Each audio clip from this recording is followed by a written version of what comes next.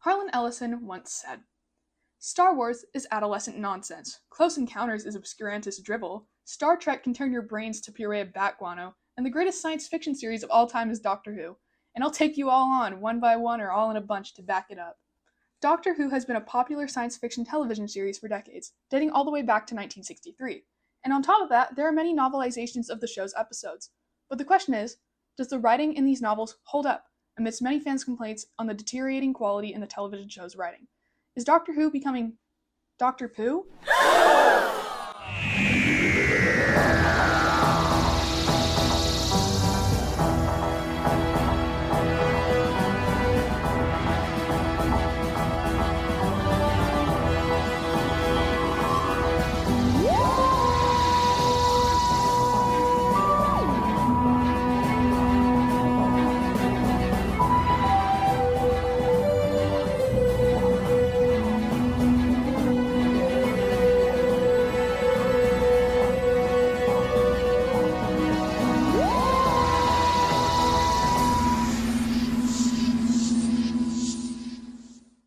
Now, the two novels I'll be talking about today come from the 2005 reboot of Doctor Who. There's much more to Doctor Who than that, and the quality of writing in the reboot is not definitive of the quality in classic Doctor Who. All of that out of the way, the first book I'll be covering is The Christmas Invasion by Jenny T. Colgan. Written and published in 2018, The Christmas Invasion is a novelization of the first episode of the second series of Doctor Who, featuring the 10th Doctor. The television episode itself was not written by Jenny T. Colgan, but was written by Russell T. Davies. The version of this book I read was a PDF of 105 pages, so any quotes cited will follow that format. The following is from the description of the novel. When a British space probe is intercepted by a sinister alien vessel on the eve of Christmas, it marks the beginning of an audacious invasion of the Earth by the Sycorax, horrifying marauders from beyond the stars. Within hours, a third of humanity stands on the brink of death with not a single shot fired.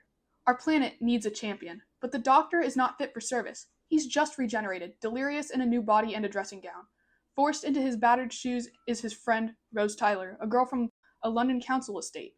Will she save the world from this nightmare before Christmas, or see it destroyed? Now, I have seen this episode before, so a lot of issues with this novelization will tend to stem from that. That being said, however, the way in which Jenny T. Colgan writes the 10th Doctor is pretty much a spot-on translation from what you'll see on screen.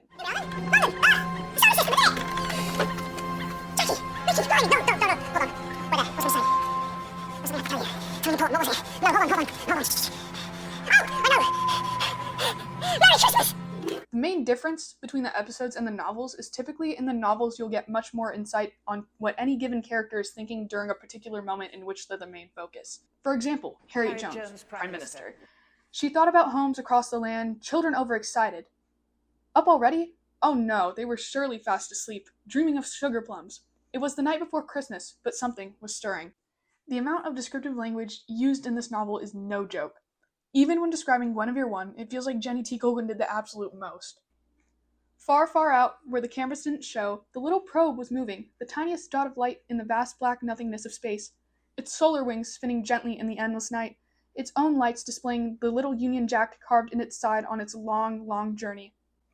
Also, the amount of behind-the-scenes looks we get into the Guinevere 1 team is a huge difference from the episode. There's a lot of things added to this novel as a whole that you would miss if you only watched the TV series, and vice versa. Now, here's what I think the novel could have done better. Rose Tyler, where do I even start with her? So, right off the bat, she's a lot more shy, intentionally written to sound timid. Just listen to this. Instead, she sounded timid, fearful, longing for something she couldn't put her finger on, something so impossible. Now, this is directly after the Doctor regenerated, so it's no surprise that she's shocked. But for Rose Tyler, of all people, to be timid? I'd rather die. Honestly, it doesn't hurt. I mean it, I would rather die. It's better to die than live like you, a bitch trampoline. Oh well, what do you know? I was born on that planet, and so was my mum, and so was my dad, and that makes me officially the last human being in this room, because you're not human. You've had it all nipped and tucked and flattened till there's nothing left. Anything human got chucked in the bin. You're just skin, Cassandra. Lipstick and skin. Nice talking. And her mother, Jackie Tyler. Jackie is intentionally written into more of the dumb blonde stereotype, but with her, sometimes it's just too far. It sounds like she doesn't even know Rose at all, the girl who grew up with her. While shopping for Christmas gifts, it appears she doesn't even know her own daughter. And that top she'd seen down the market, bright yellow, Rose would hate it, but it would light up her face. She looked good with a bit of color. Now, it's not confirmed whether or not she actually did buy this top for Rose. From the sound of it, it seems like she never got around to it, but simply saying that she looked good with a pop of color kind of implies that Rose never wore any to begin with, at least not enough, which if you would take a look here, you would see that's not the case at all. Jackie appears worried about Rose's physical health as well. She knew her Rose wasn't eating properly when she was away. She was far too thin. However, if she was aware that her travels are dangerous, which 1, should be kind of obvious, and 2, I'm fairly certain that she is aware, then the source of her being thin is likely the copious amounts of running she has to do almost every episode, combined with her lack of proper eating. Overall, for this novel, it handles the character of the Doctor very well, but falls short in terms of fleshing out the companions and side characters, most notably Rose and her mother. Written by Joy Wilkinson and published in 2021, The Witchfinders is a novelization of the 8th episode of the 11th series of Doctor Who, featuring the 13th Doctor. The episode is also written by Joy Wilkinson. I'd like to note that I read this as an ebook that was 95 pages, so any quotes mentioned will be following that format. The following is from the description of the novel. The TARDIS lands in the Lancashire village of Bilehurst Craig in the 17th century, and the Doctor, Ryan, Graham, and Yaz soon become embroiled in a witch trial run by the local landowner. Fear stalks the land, and the arrival of King James I only serves to intensify the witch hunt. But the Doctor soon realizes that there is something more sinister than paranoia and superstition at work. Tendrils of living mud stir the ground, and the dead lurk back to horrifying life as an evil alien presence begins to revive. The Doctor and her friends must save not only the people of Bilehurst Craig from the awakening forces, but the entire world. Being that this was my first interaction with anything relating to the 13th Doctor, I really liked the companions in this novel, specifically Yaz. I like that she doesn't take harassment or bullying from anyone anymore. Through overcoming the bullying she experienced in school, she wants to seek justice for people who treat others terribly. She's very open and relates her experience with bullying to the troubles his team finds themselves in regarding Willa, one of the girls from Bilehurst whose grandma was targeted with witchcraft accusations by the landowner, and now Willa herself is being targeted. She uses her experience to comfort Willa, telling her that, "One day, I ran away. Scares me to think how I might have ended up, but someone good stopped me and made me see there was another way, and I told myself, someday I'd stand up to the Izzy Flints of this world." In trying to relate her case of modern-day bullying to a girl from the 17th century, Yaz does a very good job at making her struggles easy to understand, while also not downplaying them. Before I get to the part where I mention what this book could have done better, I want to at least mention some parts of the Doctor that were good in this novel. There are some points in this novel where the Doctor is obviously stressed, and the ways in which she explains to her companions why she's stressed feels very realistic, or about as realistic as a Time Lord's expression of stress can be.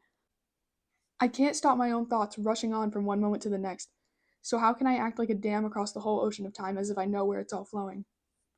Now on to the negatives. This book focused a lot on the fact that the Doctor is a woman, like a lot, oftentimes downplaying her struggles in the 17th century as being because she's just a woman. Haha, lol, hashtag just a girl. One example of this is when she's arguing with King James. But it turned out time has played its tricks with her, and it only took a moment for all her powers to vanish, so that suddenly she was seen as just a woman in the presence of powerful forces with evil intent. And another example, I guess it's being played off as a joke, is, "We're staying here and sorting it, even if I am just a woman." She also feels a lot more flat. The book does mention that she has a lot more energy, or at least she feels that way, but 13 was written, or at least in the novel, in a way that tried to be far too relatable to the reader. While sometimes being relatable can be a good thing, overcompensating makes her writing feel off. She doesn't feel as bold or quirky and fun as the other versions of the Doctor are. One thing that is very consistent throughout the novel is the Doctor calling her companions gang and fam. It feels very dated and like she's trying to be hip and trendy with the kids or something. It's not 2016 YouTube. The final issue has to do with the fight scene towards the end of the novel, where the Doctor and everyone else fight the Morax, the main antagonists of the novel. "You'd better back off!" The Doctor came towards the Queen, who grabbed the axe from the ground. "Let the King go, Morax. You can't have him or this planet." "Yeah, get away from him!" Now, this quote alone might not seem like an issue, but it's the way it reads. It reads like a children's fantasy novel. Heavy on the children's bit. The Doctor's attempt at being intimidating is mediocre at best, as an alien race fueled by hate, which is what the Morax are, by the way, would likely not be swayed by one singular Time Lord, and really they're not. It's her against hundreds of them, and her companions, while I never doubted their intelligence or ability, just seemed like they'd also stand in the way. This line reminds me of those cringy My Hero Academia TikToks or edits people would make back in 2020. Very, let's get 'em, team. The sort of corny optimism you'd find in a YA novel written for third graders. Regardless of how corny it sounded, they do in fact defeat the Morax, because what kind of story would it be if the Doctor failed? Not a very good one, I'd say.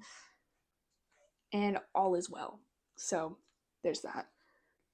So, for the Witchfinders, it's just the opposite of the Christmas invasion. The companions are handled well, while the Doctor falls somewhat flat. To conclude, it isn't so much, ugh, Doctor Who is getting worse as time goes on, as it is, what seems to be prioritized in the series as it evolves. In this case, Jenny T. Colgan's focus in writing seemed to fall more on the Doctor and really writing him in a way that is as zippy as on TV. Unfortunately, she falls short when writing Rose and other relevant side characters such as her mom. Joy Wilkinson's focus in writing seemed to fall more on the companions, specifically Yaz. This focus on depth into the companions' lives is great, however the mark was missed in terms of the depth of the Doctor. There was a lot of great potential for 13, and that chance wasn't taken, and it seems like most of the focus for her landed on the fact that she's a woman. And of course, looking at only 2 novels doesn't define each Doctor's era as a whole, and you can like the characters while also realizing that the writing may have failed them at certain points.